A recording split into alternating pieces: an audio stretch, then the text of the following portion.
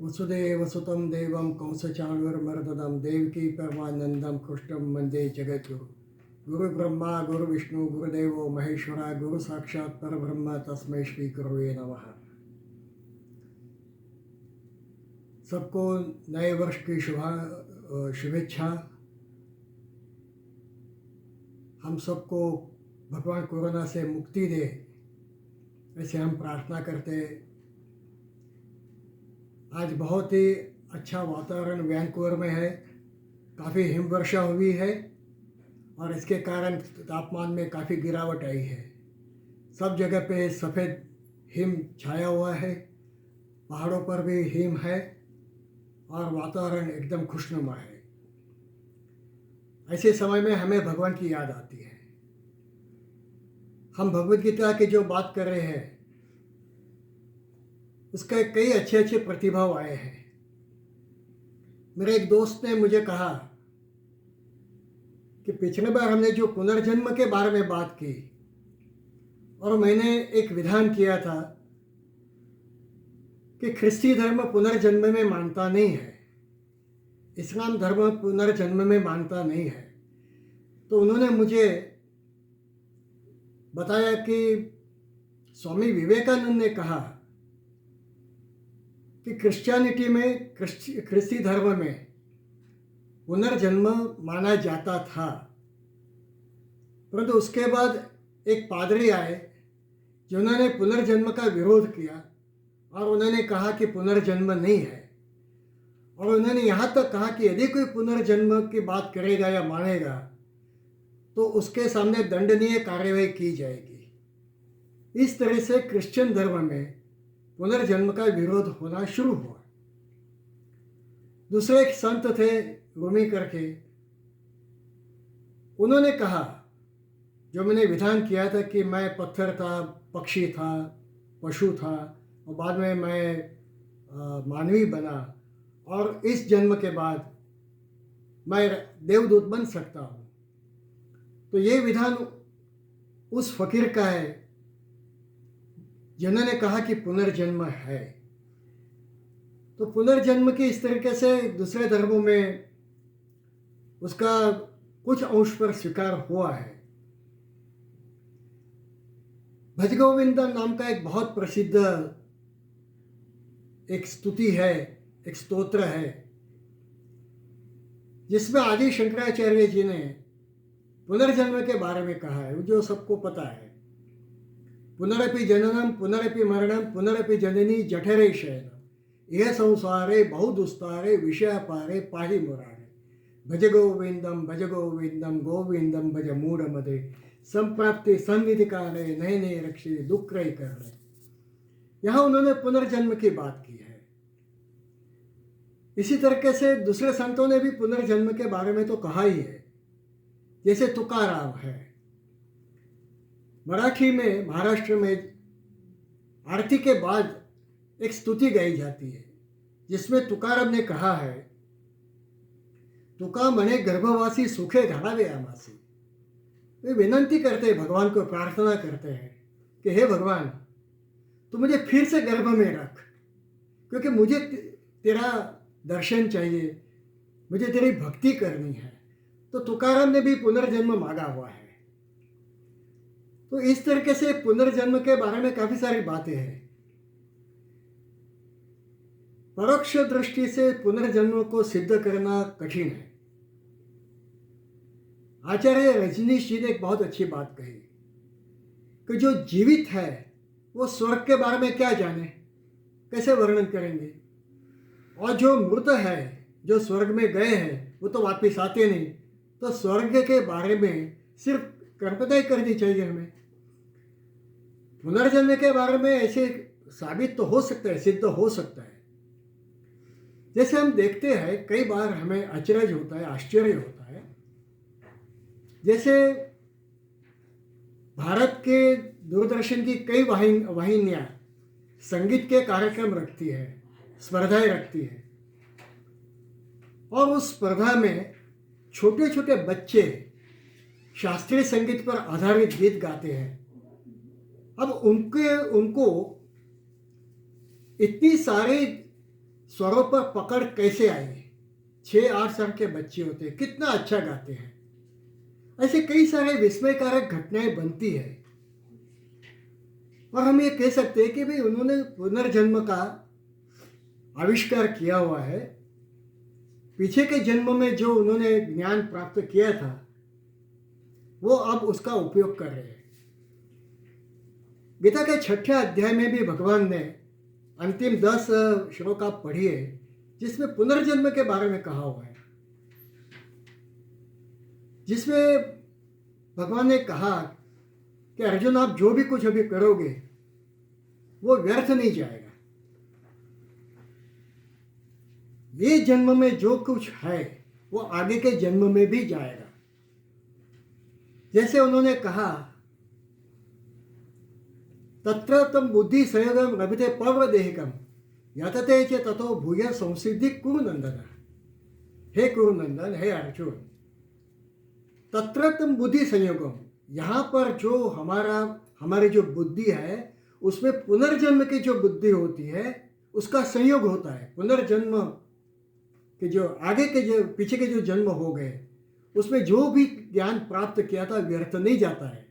पार्थ नैवेह न मूत्र विनाशा तस्य विद्यते नहीं दुर्गतिम ताति कश्चित, उसकी दुर्गति नहीं होती, वो काम में तो आता है। तो ये जो पुनर्जन्म की जो चीज़ें हमने प्राप्त की हुई थी, पुनर्जन्म में जो होती है पीछे के जन्म के, उससे व्यक्ति और आगे प्रगति करता है। पूर्वाभ्यासेन तेनैव रेते अवश्य अपि सः। पूर्वाभ्यासेन, जो पूर्वाभ्यास किया था उसका इस जन्म में अवश्य होकर वो उसमें और ज्ञान प्राप्त करने का प्रयत्न करता है। तो ये सब पुनर्जन्म की बातें भगवान ने कही हुई है। यहाँ क्षणिकवाद का भी भगवान ने विरोध किया और उसका खंडन किया है। अब बुद्ध जो थे वो क्षणिकवाद में मानते थे। बुद्ध का साहित्य बहुत निराशावादी साहित्य है। एक स्वामी जी ने कहा ये शंकराचार्य को जिस तरीके से श्री कृष्ण से भेंट हुई वैचारिक दृष्टि से हुई, उस तरीके से यदि गौतम बुद्ध को भगवान कृष्ण के विचारधारा मिलती तो शायद इतनी निराशावाद बुद्धवाद में ना होती। बुद्ध बहुत निराशावादी है और कई जगह पे उन्होंने विरोधाभास मंतव्य भी दिए हुए हैं।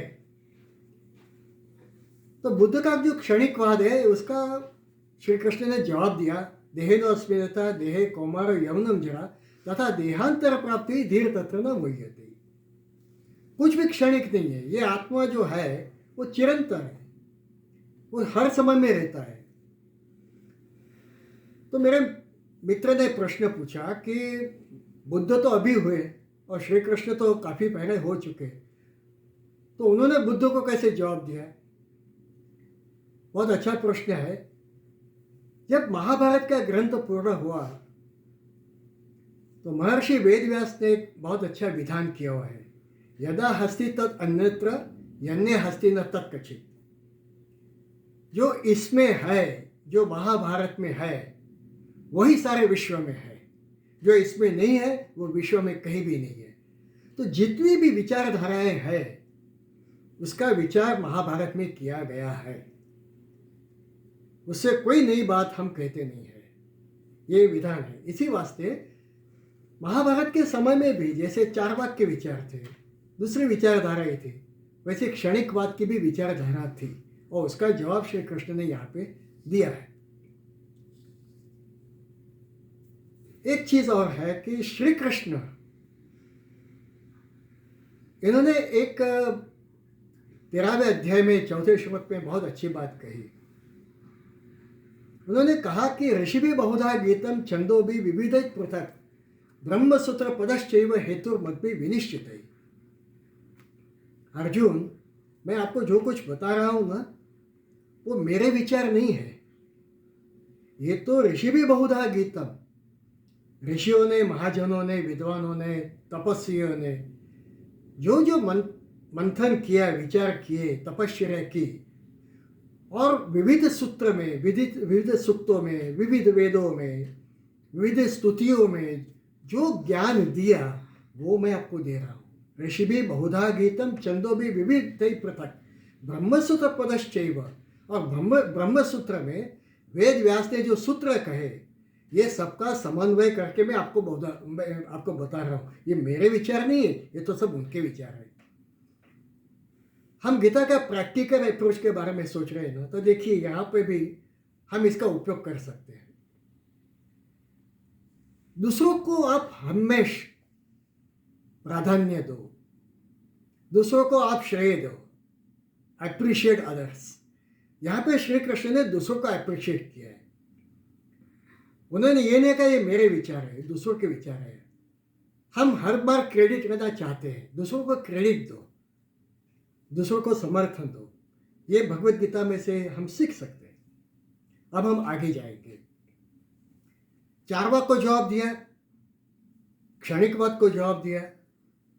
ये दो दर्शन जो है, एथिस्टिक एथिस्ट, ये जो है जो भगवान में जरा भी नहीं मानते, वेदों में नहीं मानते, जो नास्तिक है।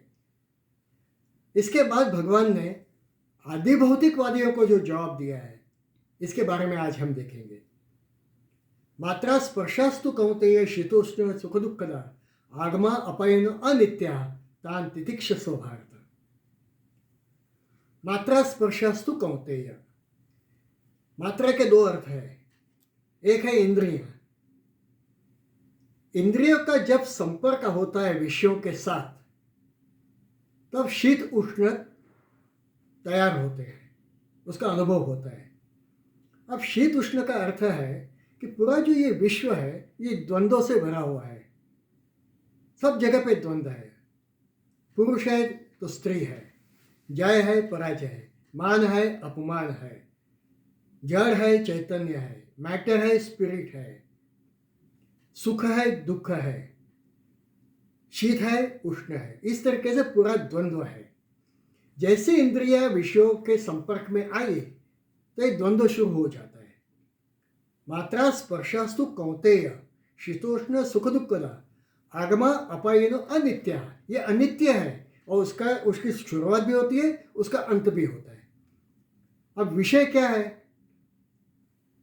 जैसे एक उदाहरण के तौर पर पापड़ी चाट।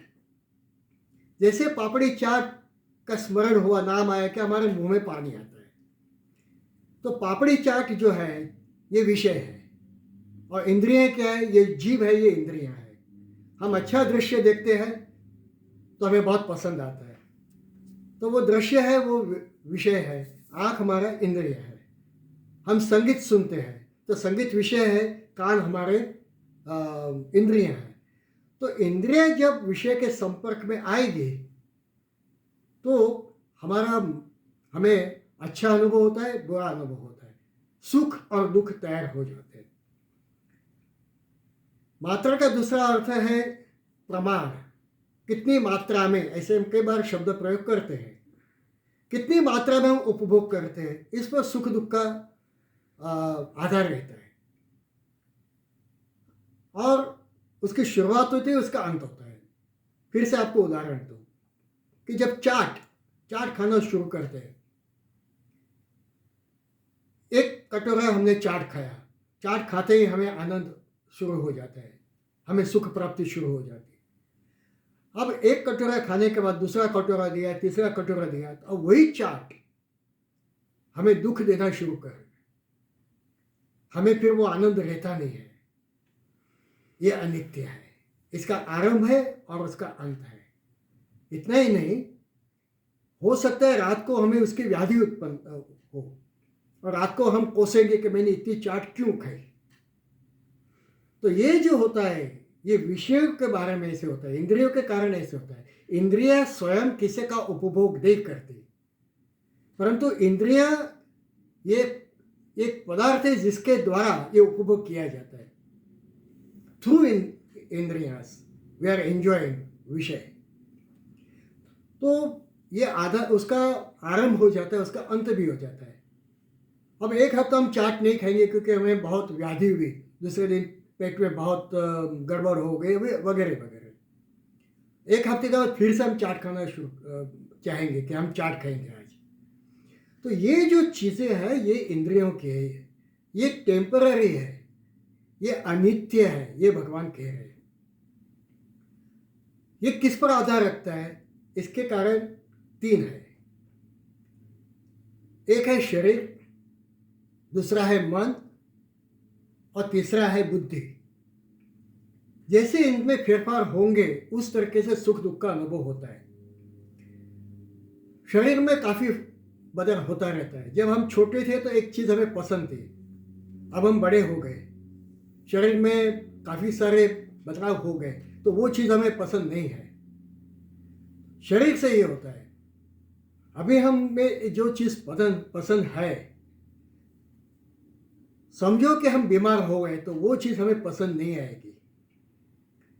इसका कारण शरीर है। शरीर में जितने भी बदलाव आएंगे उतने सुख दुख में चेंजेस होते रहेंगे, बदलाव होते रहेंगे। तो शरीर एक बहुत महत्व का साधन है। शरीर में जब ये आत्म तत्व बैठता है और जब वो विषयों का उपभोग करता है तब उसको बंधन हो जाता है। पुरुष प्रकृतिस्थो हि भुंक्ते प्रकृतिजान गुणान कारणम गुणसंगस्य सदसद्योनि जन्मसु। गीता के 13वें अध्याय में ये बताया, 18, 19, 20 ये श्लोक पढ़िएगा।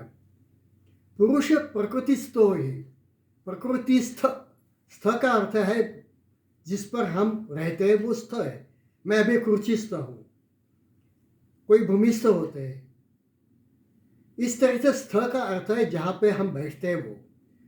जब पुरुष यानी आत्म तत्व, पुरुष का अर्थ पुरुष स्त्री नहीं है, पुरुष का अर्थ आत्मा को पुरुष कहा गया है।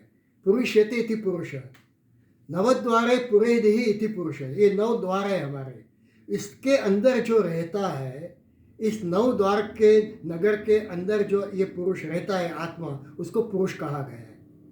जो पूरा हुआ है वो पुरुष, जो आदि है पुरयति इति पुरुष। इसके विभिन्न समास है। तो ये पुरुष जब प्रकृतिस्थ हो जाता है, प्रकृति के अंदर आ जाता है, प्रकृति को अपना माध्यम मानता है। यहाँ प्रकृति का अर्थ है शरीर। तो शरीर जो उपभोग करता है उसको आत्मा तो ऐसे समझता है कि मैं उपभोग करता हूँ, तो उसको बंधन हो जाता है। यहाँ ये बात कह रहे हैं कि जब शरीर के अंदर बैठ के आत्मा उसका उपभोग करता है तो वो सुख और दुख हो जाते हैं।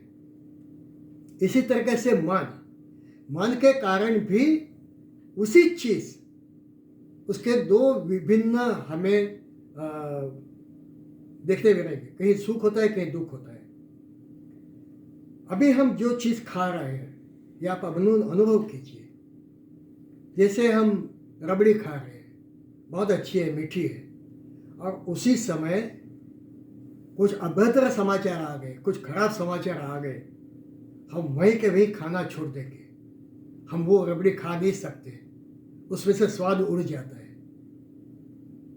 आज परीक्षा है, मैं बहुत ही त्रस्त हो गया हूँ, तो मुझे कितना भी भोजन दिया जाए, अच्छे पदार्थ दिया जाए, मैं नहीं खा सकता। हम टेंशन में है, हम पदार्थ नहीं खा सकते। यदि मेरा मन उस चीज़ में नहीं है तो मुझे उसका उपभोग मैं उसका नहीं करता हूँ।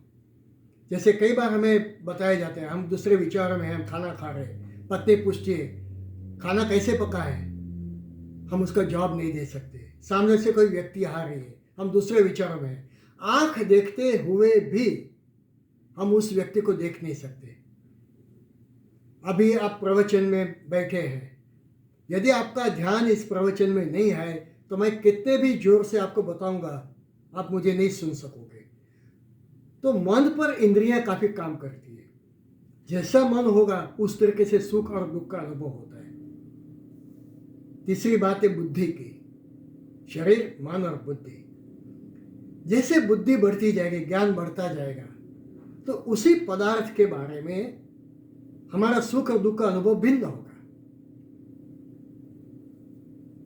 जो चीज़ हमें पसंद है, हमें पता है कि जामुन जो है या कोई मिष्टान है, ये मिष्टान जब युवान थे तब अच्छे थे, अब हमें डायबिटीज़ हो गए हैं। बुद्धि कहती है मत खाओ, खाओगे तो आपकी शर्करा बढ़ जाएगी, आपका डायबिटीज़ बढ़ जाएगा, शुगर बढ़ जाएगी।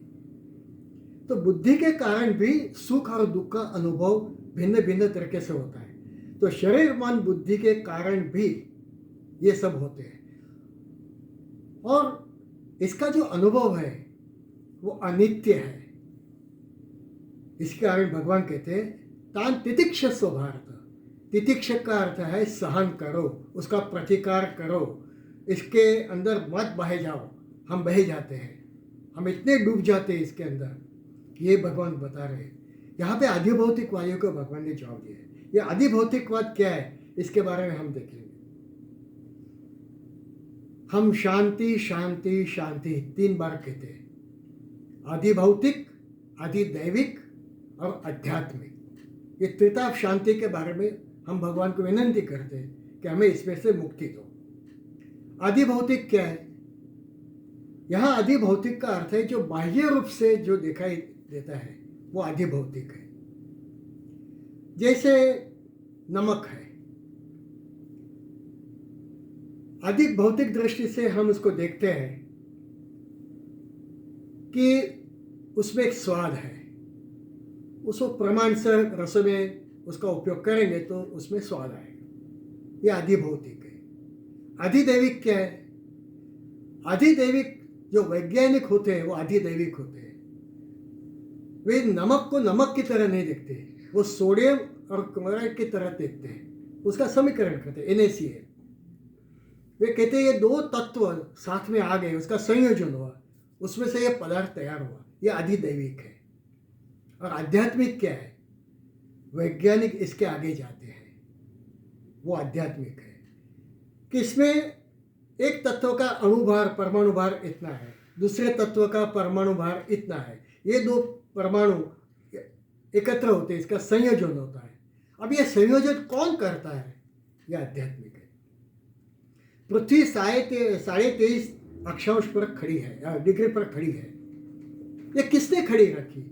युगों से, सदियों से ये उसी अंश पर खड़ी है और अपने धरे पे घूमती है। ये कौन घुमाता है? इसका कभी हमने विचार किया है? हम सिर्फ पृथ्वी को देखते हैं, ये आधिभौतिक है। इसको कोई घुमा रहा है और वो ईश्वरीय शक्ति है, ये जानना इसका नाम है अध्यात्म। हम शरीर के अंदर भी देखते हैं, कई बार हम कहते हैं हमारा बीपी बढ़ गया 120/80, बीपी अच्छा है। इससे अधिक या कम होगा तो हम कहेंगे हमारा बीपी कम हो गया या ज़्यादा हो गया, ब्लड प्रेशर। 120/80 ये डॉक्टरों ने निकाला, ये उसका प्रमाण दिया, बहुत अच्छी बात है। पर ये इतना ही रहना चाहिए, ये किसने कहा? ये किसने तय किया? कोई एक ईश्वरीय शक्ति है। मेरे हृदय के अंदर डायस्टोलिक कितना, सिस्टोलिक कितना, ये तय करने वाली कौन सी शक्ति है? ये अध्यात्म है। ये इसको जानना अध्यात्म है। पृथ्वी 23.5 डिग्री पर होने के कारण ये जो सीजन है, आज यहाँ पे हिमवर्षा हुई, मैंने कहा अहमदाबाद में गर्मी हो सकती है, न्यूजीलैंड ऑस्ट्रेलिया में तो और भी गर्मी होगी, और 6 महीने के बाद विपरीत परिणाम आएंगे। 6 महीने के बाद कनाडा के अंदर गर्मी होगी, दूसरी जगह पे हिमवर्षा होगी। तो ये इसका कारण है, ये 23.5 डिग्री पे जो पृथ्वी है, इसके कारण पृथ्वी सूर्य के आसपास घुमाती है। कौन घुमा रहा है? सिर्फ पृथ्वी नहीं, कई सारे ग्रह हैं, कई उपग्रह है, सारा ब्रह्मांड है। इसको कौन गति देता है? इसके बारे में जो सोचता नहीं है, भगवान उसको कहते हैं ये बेवकूफ है। मोगाशा मोग कर्मणो मोग ज्ञान विचित्ससा आसुरीम भवश्चैव प्रकृति मोहिनी शता। ये जो असुर है वो ये सोचते हैं, ये बेवकूफ है। यहाँ पे हम देखेंगे कि आधिभौतिकवाद जो है वो सिर्फ बाहर के गुणों के बारे में बात करता है, वो अंदर तक जाता नहीं। क्योंकि उनका कहना ऐसा है कि जिसका अनुभव नहीं करते वो चीज है ही नहीं। जैसे चार्वाक कहते हैं वही आधिभौतिकवादी कहते हैं। आत्म तत्व का हमें अनुभव नहीं होता है, हम उसको देख नहीं सकते। अनुभव होता है, उसको देख नहीं सकते, तो आत्मा तत्व है ही नहीं, ईश्वर है ही नहीं, क्योंकि हम उसको देख नहीं सकते। सिर्फ जो बाह्य है वो अच्छे या बुरे हैं, इसके मुताबिक आप उसका उपयोग करो। ये आदि भौतिकवादी कहते हैं। और कई सारे ऐसे आदि भौतिकवादी हुए जो तत्व चिंतक है। उन्होंने बहुत अच्छा काम किया है समाज को सुखी रखने के लिए। जैसे स्पेंसर है, शोपेनहावर है, मिल है, ऑगस्टस कांट है। इन्होंने आदि भौतिकवाद के बारे में कहा है। उनका कहना यह है कि आप ये सारे विश्व का विचार करो और उनको जो सुख चाहिए वो दीजिए। विचार बहुत अच्छे हैं, बहुजन हिताय बहुजन सुखाय। पर ये बहुजन कौन तय करेगा, इसका प्रमाण क्या है? इसी तरीके से बेंथम करके हो गए।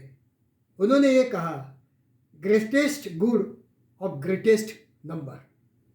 सबसे ज़्यादा जिसको जो चाहिए वो देने का आप ये करो, प्रयत्न करो। अब ये जो चीज़ें हैं, बहुत सारी चीज़ें ऐसी हैं कि जो बहुजन के लिए अच्छी न भी हो, तो क्या अपने स्वार्थ के वास्ते उनको एक चीज़ देनी चाहिए, या अपने स्वार्थ के वास्ते उसका ये करना चाहिए, उसका विरोध करना चाहिए? जैसे कुछ कानून बनाए गए जो बहुजन के वास्ते बहुत ही अच्छे थे, पर जो स्वार्थी होते हैं उन्होंने इसका विरोध किया और उन्होंने गुमराह किया। अब इसके कारण क्या होता है, बहुजन हिताय बहुजन सुखाय होने के बावजूद इसको हटाया जाता है। ये तय करना ये बहुत बड़ी बात है। इसको कौन करेगा? दूसरा आदि भौतिकवादी जो कहते हैं कि जो बहुजन होते हैं, अब बहुजन को क्या मद्य देना अच्छी बात है? क्या दारूबंदी को उठाना अच्छी बात है?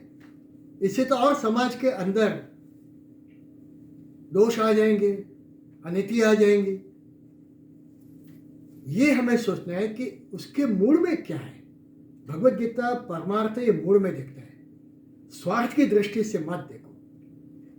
तो ये जो स्पेंसर और आदि जो थे तत्व चिंतक थे, ये सब आदि भौतिकवादी थे। ये आदि भौतिकवाद कैसे आया, आदि भौतिकवाद क्यों आता है, उसके दुष्परिणाम क्या होते हैं, इसके बारे में हमें देखना चाहिए। हमारे सिर पे से दो क्रांतियां गई, इसका प्रभाव हमारे जीवन पर हुआ है, इसका प्रभाव समाज पे हुआ है, देश पर हुआ है। जैसे औद्योगिक क्रांति हुई, 1500वीं सदी से औद्योगिक क्रांति होना शुरू हो गया। औद्योगिक क्रांति अच्छी थी। दिन प्रतिदिन हमें हर रोज देखना पड़ता है कि हमारे श्रम कैसे कम हो। ये श्रम करने के लिए उद्योग आए, अच्छी बात है। आज इतने सदियों के बाद ऐसे हुआ है कि मनुष्य पर इसकी असर कैसे हुई, मनुष्य यंत्रवत हो गया है। मनुष्य में जो भावनाएं थी वो भावनाएं गई, यंत्र में भावना नहीं होती। जो व्यक्ति बहुत दिन से बहुत साल से उस यंत्र पे काम कर रहा है, उसका हाथ तोड़ने में यंत्र आगे पीछे नहीं देखेगा, क्योंकि यंत्र में भावना नहीं है। मनुष्य यंत्रवत हो गया है, हर चीज में यंत्र जैसे हो गए। रात के 8:30 बजे अब खाना खाओ। अब खाने का कोई संबंध होता है क्या? खाने का संबंध भूख से है, खाने का संबंध पेट से है। हम यंत्रवत हो गए, हमें दूसरे के बारे में हमें कोई भावनाएं नहीं रही है, हम यंत्र के तरह हो गए। ये जो इंडस्ट्रियल रिवॉल्यूशन हुआ, उसकी ये आपत्ति है, ये उसका अपत्य है। इसके कारण आज हम समाज में देखते हैं एक्सीडेंट हो जाता है, हमें उसकी कोई परवाह नहीं रहती, एकदम यंत्रवत हो गए। कुछ व्यक्ति बहुत सालों से ब्रिज खेलती थी, पत्ते, वो इनका एक ग्रुप था, अनेक वर्षों से खेलते थे। ऐसे पत्ते बांट दिए गए, सब अपने अपने कार्ड्स देख रहे थे। एक ने पूछा कि बहुत दिनों से शेठ पानाचंद नहीं दिखाई दे रहे, तो क्यों आते नहीं है? तो दूसरे ने कहा, आपको पता नहीं है क्या? शेठ पानाचंद को गुजर गए 15 दिन हो गए। अच्छा, ओह अच्छा, 3 नोट ट्रम्प्स। भाई आपका क्या है? 4 स्पेड। देखिए, वे पाने में इतने रत थे कि उनके साथ जो एक व्यक्ति हर रोज आता था, उसकी मृत्यु होने के बावजूद इनमें कोई भावनाएं नहीं है। आज हम यंत्रवत हो गए। ये है इंडस्ट्रियल रेवोल्यूशन का कारण। हम आधि भौतिकवादी हो गए। दूसरी जो क्रांति हुई, बहुत बड़ी क्रांति हुई है, जिसके बारे में हमें कुछ पता नहीं है, पर यह क्रांति हो गई। जैसे व्यापारिक क्रांति, मर्केंटाइल रिवॉल्यूशन। ये इतना आहिस्ता आहिस्ता हुआ और इसका परिणाम ये आया कि हम भौतिकवादी बन गए हैं, मटीरियलिस्टिक। हम इतने भौतिकवादी बन गए कि मैं सुखी हूं या दुखी हूं, इसका प्रमाण है कि मेरे पास कितने बेडरूम का अपार्टमेंट है, मेरे पास कौन सी गाड़ी है, आपके पास कौन सी है, तो मैं आपसे सुखी हूं या दुखी हूं, ये इसका प्रमाण हो गया। ये व्यापारिक क्रांति है। हर चीज का पैसों में रूपांतर करना, ये व्यापारिक क्रांति का अपत्य है। हर चीज को हम पैसे में उसको कन्वर्ट करते हैं, उसको देखते हैं। एक व्यक्ति बस के नीचे आ गए, युवान था, मर गया। कोर्ट ने उसको कॉम्पेंसेशन दिया, उसके पिताजी को। एक स्त्री पर बलात्कार हुआ, आदिवासी स्त्री थी, उसको कॉम्पेंसेशन दिया। एक व्यक्ति, इसका मशीन में हाथ कट गया, तो उस इंडस्ट्री को उसको कॉम्पेंसेशन देना पड़ा। एक का आधार, दूसरे का चारित्र, तीसरे का महत्व का अंक, इसका रूपांतर पैसे में। और ये सब हाईकोर्ट के निर्णय है, हाईकोर्ट के जजमेंट्स है। यही आदि भौतिकवाद है। हम इतने आदि भौतिक हो गए कि हम हर चीज को पैसे की दृष्टि से देखते हैं और सिर्फ भौतिक सुख प्राप्त करने के। कितना खाओगे। येषां न विद्या न ज्ञानम न शिरम न गुणो न धर्मम ते मृत्युलोके भूमि भारभूता मनुष्य रूपेण मृगाश्चरन्ति। येषां न विद्या न तपो न ज्ञानम। कोई विद्या नहीं, कोई अभ्यास नहीं, कोई तप नहीं है। तप का अर्थ सिर्फ पांव पे पांव चढ़ा, ये तप नहीं है। तप का अर्थ है कोई वस्तु प्राप्त करने के लिए जो परिश्रम किए जाते, उसको तप कहा गया है। येषां न विद्या न तपो न ज्ञान दानम। कोई दान करना नहीं, न कोई चारित्र है, न कोई अच्छे गुण है। मनुष्य रूपेण मृगाश्चरन्ति। ये नीतिकार कहते हैं कि मनुष्य रूप में वो पशु समान है, उसको सिर्फ पुच्छ नहीं है, बाकी उसका सिर्फ एक ही ज्ञान है, खाओ खाओ खाओ। आज हम देखते हैं कि रेस्टोरेंट के अंदर खाने पीने की जगह पे कितनी भीड़ होती है। अच्छी बात है एक कि हम पैसे का विनिमय करते हैं, इसी कारण हजारों आदमियों को जॉब मिलता है। रोजगार होना चाहिए, अर्थ कारण होना चाहिए, सही बात है, परंतु उसका व्यय मत कीजिए। ये व्यय क्यों कर रहे हैं? कितना खाने का व्यय होता है। जर्मनी के एक घटना है, सुनी हुई घटना है। 2 भारतीय एक रेस्टोरेंट में गए थे, उन्होंने खाना मंगाया, बहुत खाना मंगाया, कुछ खाया बाकी का फेंक दिया। एक जर्मन वहाँ पे खड़ा था, उसने आके उनको बताया कि भैया आपने फेंक क्यों दिया? तो उन्होंने गुस्से में आकर कहा कि भैया इसके हमने पैसे दिए हैं। उन्होंने कहा बात सही है, पैसे आपके हैं, पर खाना मेरे देश का है। हम जो ये व्यय करते हैं, ये व्यय के कारण देश को, समाज को काफ़ी नुकसान होता है। ये जो आदि भौतिकवाद का जो जवाब है यहाँ श्री कृष्ण ने दिया है कि आपका आदि भौतिकवाद जो है मटीरियलिस्टिक गेन है। कौरव मटीरियलिस्टिक थे, ये इतने मटीरियलिस्टिक थे, वो सिर्फ संपत्ति को अपना ध्येय मानते थे, वो भगवान मानते ही नहीं थे। जैसे मैंने गता विचारों में कहा था कि अर्जुन और कृष्ण, इनके विचारों में जैसे एक युद्ध है, सिर्फ सैनिकों के बीच में युद्ध है, वैसा एक युद्ध यहाँ कौरवों के विचार और ईश्वर के विचारों के बारे में भी है। वो ईश्वर से विमुख थे, पांडव ईश्वराभिमुख है, एक ईश्वराभिमुख है, दूसरा ईश्वर विमुख है। यदि कौरव जीत जाते तो सदियों तक भगवान का महत्व नहीं रहता। इसी वास्ते भगवान ने जो दूसरा अध्याय में शुरू में कहा कुतस्वा कशुन में विषम सम उपस्थित, इस विषम परिस्थिति में आपको ये योग कहाँ से आया? ये यहाँ पे विषम परिस्थिति है। एक विषय ईश्वराभिमुख समाज है, एक ईश्वर विमुख समाज है। किसका जय होना चाहिए? और ईश्वराभिमुख जो पांडव थे उनका जय होना चाहिए भगवान। यहाँ अधिक भौतिकवाद जो है कितना करो, आप दूसरे भाग के में भी चिंता करो, आप इसको छोड़ दो जितना चाहे। तो उपनिषदों ने कहा माँ गुदा कससित धनम, एक गीत की तरह आप उस पर टूट मत पड़ो, खाने पर टूट मत पड़ो, भोगों पर टूट मत पड़ो। ये भगवत गीता कहती है। तो यहाँ पर ये जो भगवत गीता ने आदि भौतिकवाद को जो जवाब दिया, चार्वाक को दिया, क्षणिकवाद को बुद्ध को जवाब दिया, और यहाँ आदि भौतिकवाद को, इस तरीके से 3 श्लोकों में भगवान ने 3 डिफरेंट विकेट्स उड़ाई है। इस तरीके से हम विनोद बेस को कह सकते हैं। तो यहाँ अब समय समाप्त करते। जो आदि भौतिकवादी नहीं होते तो उसका क्या होता है, इसका विचार हम इसके बाद में देखेंगे। ओम पूर्णमद पूर्णमिदं पूर्णात् पूर्णमुदच्यते पूर्णस्य पूर्णमादाय पूर्णमेवावशिष्यते। ओम शांति शांति शांति।